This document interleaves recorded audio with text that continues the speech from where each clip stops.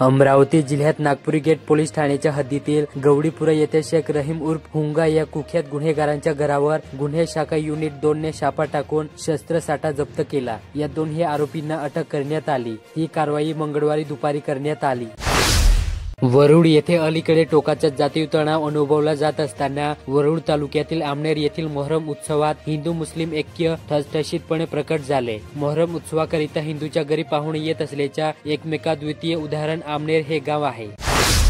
अमरावती जिल्ह्यात खरीपाची 95% पेरणी झालेली आहे। यानंतर पिकांच्या वाढीच्या काळात शेतकरी युरिया व DAP या रासायनिक खतांचा मोठा वापर करतात। मात्र कृषी विभागाच्या नियोजनानुसार रासायनिक खतांचा पुरवठा जिल्ह्यास होत नाही। अशा परिस्थितीत जिल्ह्यात सध्या युरियाची टंचाई तर DAP मिळेनासे झाल्याने शेतकऱ्यांची चिंता वाढली आहे। बडनेरा येथे नव्या वस्तीतील छत्रपती शिवाजी महाराजांच्या पुतळ्यापासून ते होली क्रॉस शाळेपर्यंतच्या अर्धवट काँक्रीट रस्त्यावर सलग 2 दिवस सुरू असलेले पावसाच्या पाण्याचे बोलेमोठे डबके साचले। मंगळवारी परिसरातील व्यापारी वर्गाने पाण्यात उतरून कासवगीतीच्या कामाचा विरोध दर्शविला। या रस्त्यावरून मोठ्या संख्येत विद्यार्थी शाळांमध्ये जात असतात।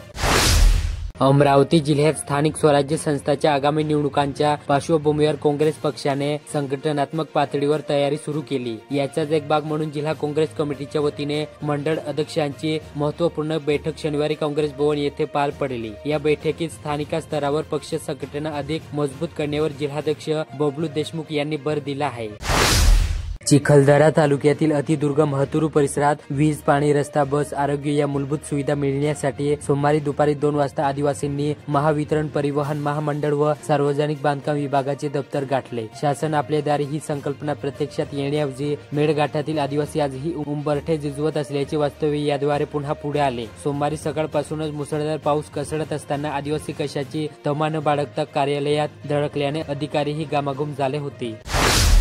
तळेगाव दशासर येथे तळेगावातील सर्व प्रमुख रस्त्यांची काही महिन्यापासून दयनीय अवस्था झाली।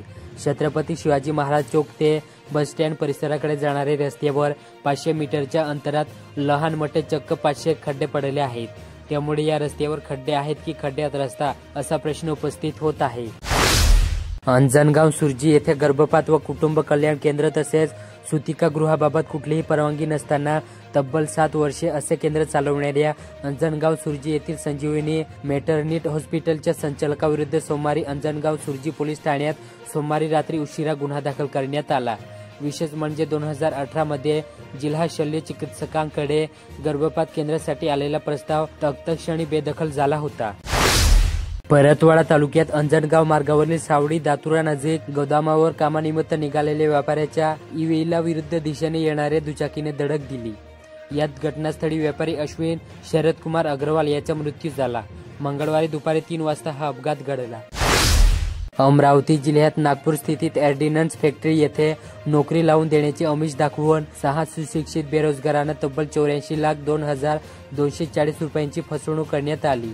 ही घटना 7 जुलै रोजी नागपुरी गेट ठाण्याच्या हद्दीत उघडीस आली। फसवणूक झालेल्या एका तरुणाच्या तक्रारीवरून 2 आरोपी विरुद्ध गुन्हा दाखल करण्यात आला।